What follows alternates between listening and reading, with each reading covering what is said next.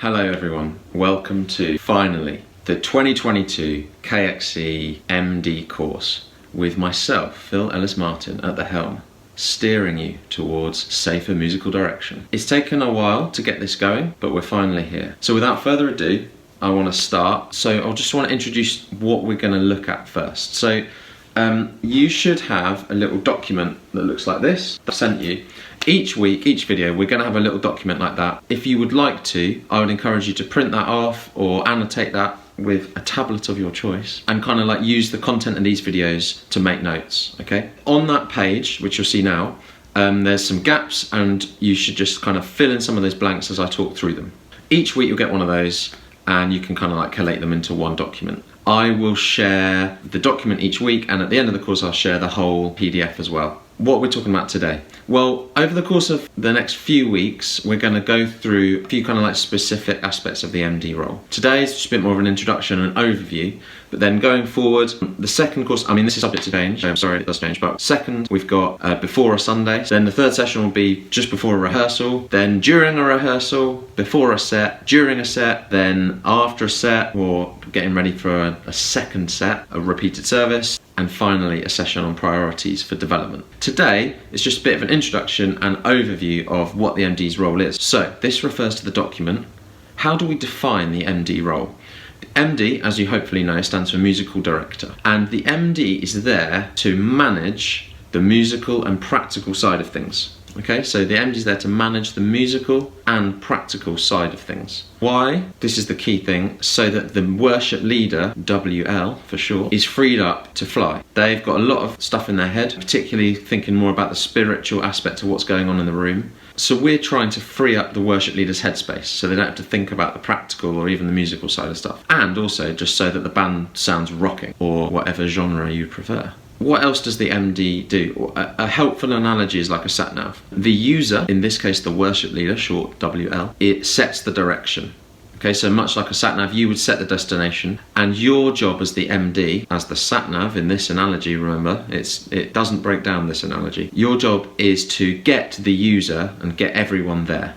So there are three distinct aspects to the musical director's role, kind of almost that I think are like the three most important like subcategories of what we need to work on and learn in order to do this job really well. So the first one is communication with a worship leader. Okay, this comes through relationship, of course, getting to know the worship leader. If you're the MD for a worship leader you've never met before, it is very much more difficult than someone that you know and have worked with a lot before. As a drummer, I know this firsthand. Like when I'm drumming for a worship leader I know quite well, and especially if I've worked with them a lot before, it's so much easier than someone I've only just met. This is a kind of like a bit more of a soft skills thing.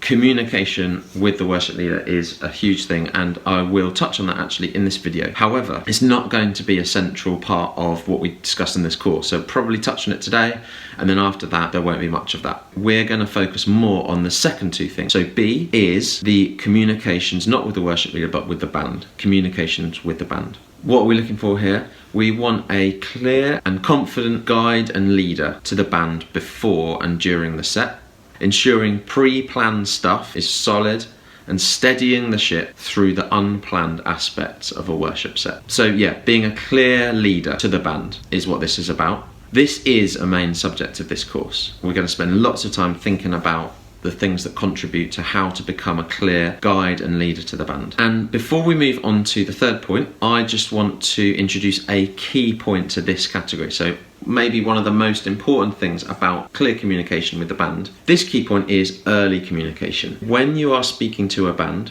as an MD, clear communication often means early communication.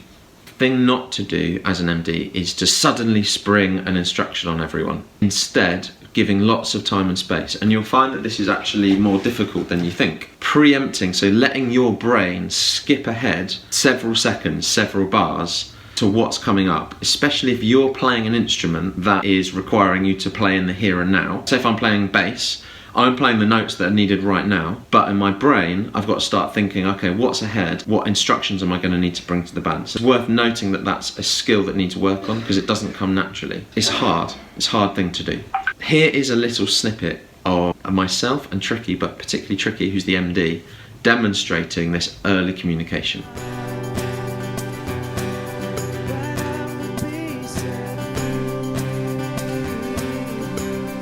Can do a stop on the 1. 1, 2, 3, 4. To the intro, here we go.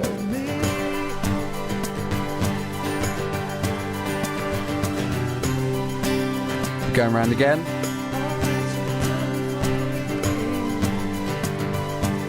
So we're going to land on a down chorus, start on the 1, 2, 1.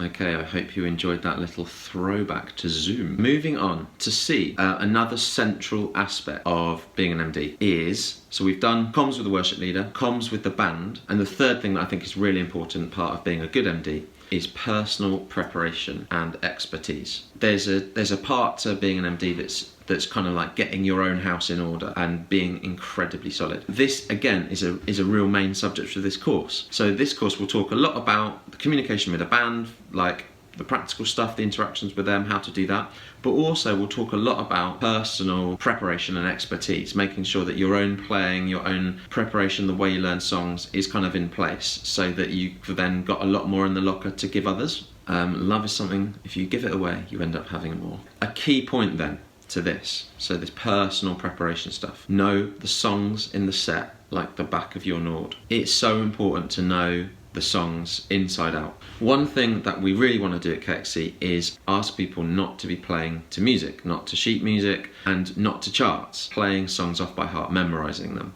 But we'll go into more detail with the Nashville number system and learning to play by ear. This then becomes easier. Don't have to memorize like a vocab list from GCSE French, all the songs that are ever played. All you have to do is build up an ability to play by ear, and this becomes a lot easier. However, it still requires a lot of preparation. Our key point here is know the songs like the back of your hand. This following little video just goes into a bit of detail about how to effectively learn a song, and this is a little thing that Tricky showed me many years ago. Over to me. So this is the Tricky method, how to learn a song. So it starts with transcribing or writing down what it is exactly that we need to play. And I would encourage you, instead of relying on sheet music, listen to the audio and transcribe it or write down what you need to do from listening to it rather than just from sheet music. We're going to just do an example with Praise the Lord by Amy. It's in F. I'm just going to play a snippet of the chorus and a tiny bit of the intro after the chorus. I'm going to do it on keys as if I was learning the keys part, and I'm just going to be thinking about the chords, not the riffs or anything like that. Imagine I was just trying to learn the chord. Play it and we'll start by transcribing it. So here we go. So this is a 4, 5, and a 6, and a 1, 4, 6, and then a 5, a double 5. And then it goes back to the 4, 5, 6, 1, 4, 5, and then 6, 4, 1, 5. Okay, a couple of bits there. We noticed that the intro started straight away after the chord 5 in the chorus, so it's kind of like it kind of snapped to the intro, and we had some pushed chords on the intro. So the first step, so you see this chart that I've got here, and I've now written my chords in the chart, and the first box of the chart is we've got our notes, our transcription, what I've just written down, but also our audio, so the recorded version that we're playing along to. And so the first step is to play along with our notes and play along to the audio. We might get a little wave from Tom Ellis. So let's do that. Let's play along with our notes and with the audio. Brilliant.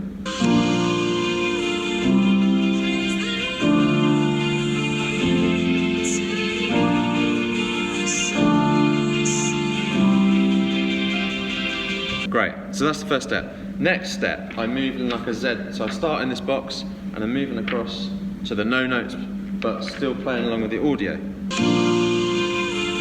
So I've got to try and remember what I'm doing. Got to remember the chords.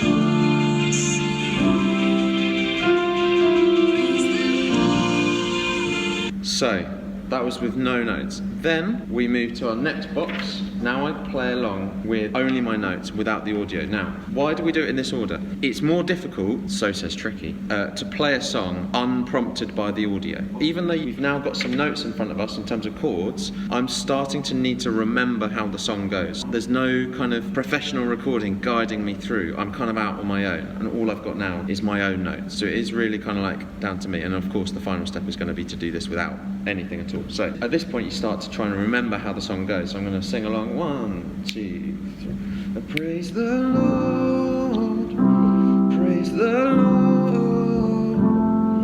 Through all my fear, I'll sing. Updated lyrics. Praise the Lord, praise the Lord. I give you everything. Intro.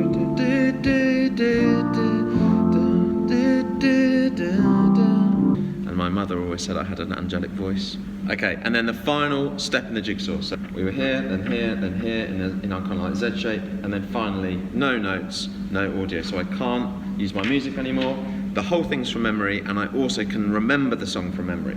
3, praise the Lord, praise the Lord. When you get to that point, you're not using any notes, you're not using the audio as a prompt. You know that well and truly you know how it goes and you can play it. The problem has come with me in the past. In order to learn something, I've listened to it, I've made some notes on my phone about the chords, but I've only ever learnt it by listening and kind of like almost like playing along in my head or even on drums, or I've only learnt it through playing with the track and having the track as a comfort. But of course, when you're playing in church, the track isn't there anymore and anything could happen. Sometimes you can rely on other people really knowing the song. But if you're the MD, they're probably relying on you to really know the song. You're almost becoming the track to them. So anyway, that's the learning process. Okay, so those are the 3 central aspects of what it takes to be a great MD. As I said, the second and the third point, we're going to spend quite a lot of this course looking at. The first aspect, interaction with the worship leader, I just wanted to touch on today. So a bit of background. Traditionally, in kind of church worship, maybe in the last 30 years, especially in kind of like vineyard model of worship that we're used to, the worship leader would have the role of being the worship leader, but also being the MD. They would do both. So they would kind of like pull the band together, they'd direct the band, maybe in the rehearsal they would tell the band, oh, remember this, and I want to do this. And often they'd just start every song themselves, or the drummer would click it in, but it would be the worship leader who had kind of planned that. Instead, we've now moved a little bit more towards the worship leader still leading worship and doing the spiritual side of stuff, but musical director, the MD, taking on the practical music stuff. The problem is, and this is an important thing for us to start this course with acknowledging, is that it isn't a clear line. There's not a clear boundary between one job and the other. Sometimes a worship leader will rightly want to have some input into how they want the songs to sound, or what they want from the music, or where they want things to go. And certainly we're used to worship leaders having a sign to say, I want a repeated chorus, rather than the MD just choosing that. And in some instances, the worship leader doesn't want to have anything to do with that at all, like on an extreme end of the spectrum. So Tom Eccleshaw, I hope wouldn't mind me saying, is probably a lot more towards this end of the spectrum, not wanting to keep such a tight grip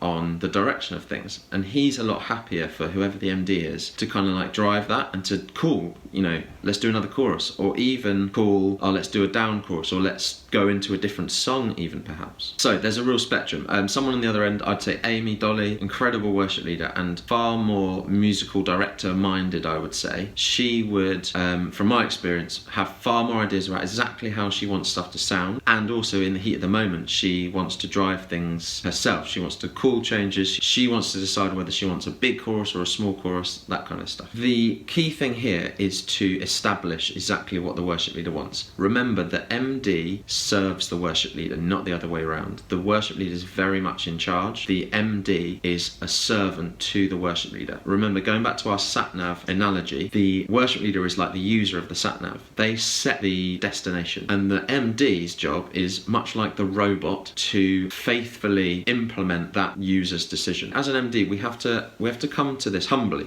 We're serving someone else's vision. We are making life easy for the worship leader, freeing up their mind so that they can focus on the spiritual side of stuff and the spiritual leadership. It's very, very helpful to have a chat with the worship leader, text them beforehand, do whatever it takes to get on the same plane as them so that you know what they want, how hands-on they would like you to be. To give a little example here, say we're doing Cornerstone. Cornerstone's finished, the arrangement that we've agreed on, and we're kind of like rumbling along on the one. Now at that point, either one of two things could happen. The worship leader could want to go into like a different song or want to sing something spontaneous at that point, and they might be happy to direct that. Or they might be, depending on where along this spectrum they are, they might be waiting for the MD to call something like call the next song, or they might be waiting for the MD to kind of like tell them what to do. And so as the MD, you need to have your spiritual kind of ears switched on as well, because if the worship leader is kind of like looking to you, relying on you a little bit more for where you think it should go, you want to be listening to the room a little bit, you want to be looking around, seeing what's going on. Are people lost in worship? Is this a moment at the end of Cornerstone where it would be good to just linger a little longer, or maybe go into another refrain, something like Jesus, we love you, we worship and adore you, or maybe you could even suggest that to the worship leader. Again, depending on how hands-on the worship leader wants you to be in terms of the direction, like spiritually, you might even be wanting to preempt, oh, is there another song that maybe I could suggest to the worship leader, or looking through their spares list to see what other songs have they prepared. Maybe I could suggest one of those songs at this point. You need to just have an awareness of this. With some worship leaders, they might want to be in charge of this. They'd hate the idea of you suggesting a song. They wouldn't want that at all, and they would want you to just watch them like a hawk and see where they're going. So that would be the other thing I would fully recommend you do. If they want you to really just be following their lead at every turn, every junction, look at them and keep your eyes away from charts or even other band members and watch them like a hawk. What's their body language saying? They're giving you a little signal that says next song, because sometimes that's really easy to miss. So what have we talked about? We've talked about chat with the worship leader, chat with them before the rehearsal, chat with them even in midweek, work out how hands-on they want you to be, especially with the more kind of like directional stuff in the spontaneous moments. Work out how hands-on they want you to be in the rehearsal. Do they want to call the shots in terms of arrangement, or are they looking to you to do that? Finally, respond to exactly what they want.